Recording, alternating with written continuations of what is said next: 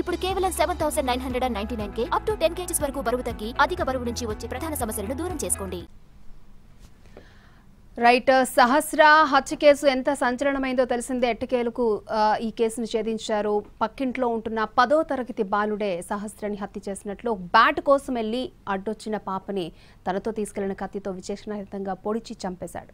మొత్తానికి దీనికి సంబంధించి పోలీసుల స్టేట్మెంట్ కూడా మనం చూసాం. రైట్, ఇదే అంశానికి సంబంధించి మరిన్ని అప్డేట్స్ పాప తండ్రితో మా ప్రతినిధి Radhika face to face.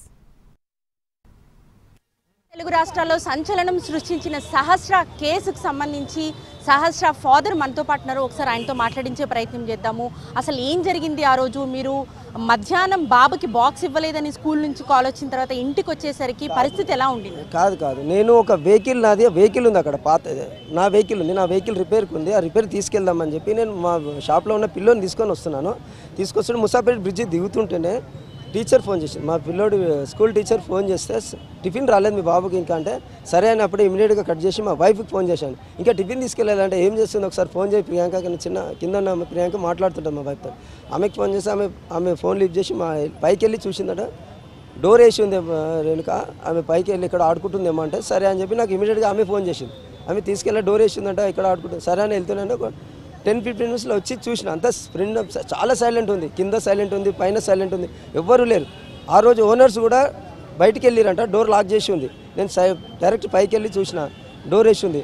Door వేసి ఉంటే మళ్ళీ పిలిచిన పాపని పేరు పెట్టి పిలిచినా పలకలేదు. సరే ఇక్కడ ఆడుకుంటుంది అని చెప్పి నేను కాలు కట్టుకొని ఇంట్లోకి వెళ్ళి డోర్ తెరవగానే రైట్ సైడ్లో మంచం మీద పడుకొని ఉంది. లైట్స్ అన్నీ ఆఫ్ ఉన్నాయి అక్కడ. నేను ఏం తెలియదు, మా పాపను చూసినా మా బాక్స్ని చూసిన తప్ప మిగతా నాకు ఏం బ్లడ్ అదంతా ఏం కనిపించలేదా? నార్మల్గా పడుకున్నట్టు పెట్టేసి వెళ్ళిపోయాడా? పడుకొని ఎందుకమ్మా ఇంత పడుకున్నావు, ఎప్పుడు పడుకో, ఇంతగా సోయి లేకుండా ఎందుకు పడుకున్నావు అని చెప్పి చేయబట్టి లాగాను. అప్పుడే బ్లడ్ బయటకు వచ్చింది. అప్పుడు నేను చూసి అరిచేసిన, బాగా అరిచేసరికి కిందికి పైకి వచ్చారు జనాలు. అది జరిగింది. అంటే ఆ బాబు ఇప్పుడు 4th ఫ్లోర్లో ఉండే బాబు 3rd ఫ్లోర్లో ఉన్న మీ బిల్డింగ్లోకి, పెంట్ హౌస్లోకి దూకి రావటం అంటే గతంలో ఏమన్నా వచ్చాడా? ఎందుకంటే బర్త్డే టైంలో కూడా ఆ బాబు కేక్ తినిపించిన విజువల్స్, ఫొటోస్ అన్నీ బయటకు వస్తున్నాయి కదా. వాళ్ళకు మీకు ఏమైనా ఫ్రెండ్షిప్ రిలేషన్ ఉందా? అసలు వాళ్ళ ఫ్యామిలీ ఎవరో మాకు తెలియదు. ఓన్లీ మా బాబు వాళ్ళతో ఫ్రెండ్షిప్ తప్ప ఇంకేం లేదు మాది. నా బాబు వాళ్ళతో ఫ్రెండ్షిప్ చేయడం వల్లనే, ఎందుకంటే వాళ్ళందరితో ఆడతాడు వాడు. ఆ గల్లీలో అందరూ ఆడతారు, వాటితో పాటు వీడు కూడా ఆడతాడు. ఆ చిన్నపిల్లలతో వాడతాడు. వీడు పెద్ద గాడిదీడు, చిన్నపిల్లడేం కాదు, చాలా పెద్ద గాడిదీడు. ఆ చిన్నపిల్లలతో వీడు ఆడి వీళ్ళతో ఫ్రెండ్షిప్ చేసుకుని తప్ప వీడు వెళ్ళి ఫ్రెండ్షిప్ చేసుకోలేడు. వీడు చిన్న పిల్లోడు, వీనికి 7 years ఉంటాయి అంతే నా పిల్లోనికి. అంటే క్రికెట్ కోసము ఇంతకుముందు ఎప్పుడైనా వచ్చాడా? బ్యాట్ కోసమే లోపలికి వచ్చాడు అనే ఒక ప్రచారం కూడా జరుగుతుంది కదా. ఆ విషయం నాకు తెలియదు. మా బాబుకి అడిగిన, ఎప్పుడు కొట్లాడలేదు అనేసి కూడా వాడు అంటాడు. అంటే మీ ఇంట్లో బ్యాట్ ఉందా? కొనిచ్చాను మేడం, కొత్తగా కొనిచ్చాను. 1 week అవుతుంది. ఎంఆర్ఎఫ్ బ్యాట్ కొన్నాడు వాడు. ఆ విషయం కూడా 2 daysలో అది పైన మొత్తం రబ్బర్ అవన్నీ తీసుకొని వస్తే తిట్టినవని. ఎందుకు రా తెచ్చింది 2 రోజులే అవుతుంది కదా, ఎందుకు జరగొట్టామంటే ఏం చెప్పడు చేయలేదు, సైలెంట్ అయిపోయింది. నేను కూడా ఏం చెప్పలేడు వాడు. అంటే ఏం చెప్తారు ఈ సిచ్యువేషన్ చూస్తే? ఇంత కిరాతకంగా అన్ని కత్తిపోట్లు పొడిచి బాబు ఈ పాపని చంపడాన్ని ఎట్లా చూస్తారు? అంత విగత జీవిగా చూసిన తర్వాత అసలు మీ రియాక్షన్ ఏంటి?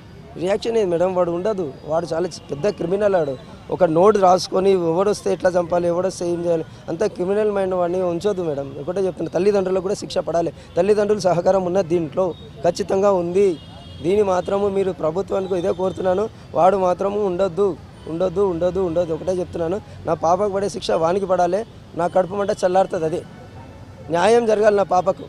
మీరేదో ఇప్పుడు చట్టము కొత్తగా మైనర్ అని చెప్పి ఇదని చెప్పి వాడు అన్నాడు. మైనర్ మాత్రం కాదు, దయచేసి చెప్తున్నా, వాడు పెద్ద క్రిమినల్ మైండ్, పెద్ద మెచ్యూర్ మైండ్. అది ఏజ్ కూడా పెద్దదే ఉంది. ఇది నేను చెప్పదలుచుకున్నాను. నాకు జరిగినది ఏ తండ్రికి జరగొద్దని చెప్పి నేను కూడా చెప్తున్నాను. ఈ తెలంగాణ ప్రజలకు అందరికీ ఇదే కోరుతున్నాను. నాకు జరిగింది ఏ తండ్రికి జరగొద్దు. ఒకటే పాప, నాకు పోగొట్టుకున్న నా దుఃఖం నా కడుపులో పెట్టుకున్నా కానీ బయటకు చెప్తలేను. ఇది నేను చెప్పేది దీనికి.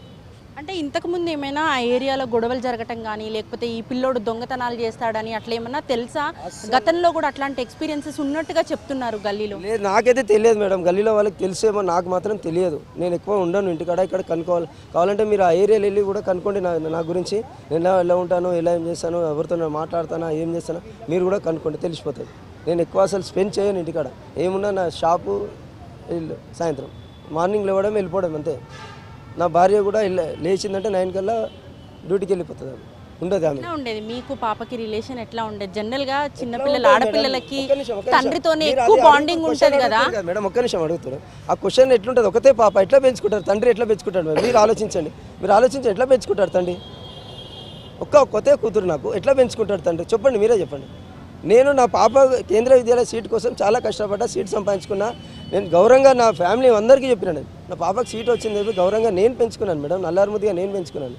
మీరు ఎట్లా పెంచుకున్నారు, ఏదో చేసుకున్నారు? ఎట్లా ఉండేది? ఒక ఫాదర్ కి ఎక్కువ బాండింగ్ ఉంటది కదా తండ్రికి. తండ్రి చంపిండి, అది చంపిన ఒక మీడియా వేసింది, చెత్త మీడియా. నాకైతే అర్థమవుతలేదు. మీరు ఎందుకు సృష్టించుకుంటారు లేనిపోని అని సృష్టించి? అంటే వేరే వాళ్ళు నా బాధ చెప్తున్నాను మేడం, వేరేది ఏం లేదు. నా బాధ చెప్తున్నాను. తండ్రి చంపుకునే అంత దుర్మార్గం ఎవరు చెయ్యరు. ఇది తండ్రి చంపుకునే దుర్మార్గం ఎవరు చేయరు. సో ఓవరాల్ గా మీకు ఎలాంటి న్యాయం కావాలని కోరుకుంటున్నారు? నా పాపకు జరిగే, మా పాప శాంతించే వాళ్ళు న్యాయం జరగాలి. వాడికి శిక్షించి కొన్ని రోజుల నుంచి జైలు బయటికి వద్దు, అవన్నీ వద్దు. మరి వానికి కఠినంగా మరణ శిక్షణ కావాలి. నాకు స్పాట్ కావాలి. ఇన్ని రోజుల నుంచి తర్వాత మంచి చంపుతావన్నీ వద్దు మేడం, స్పాట్ కావాలి.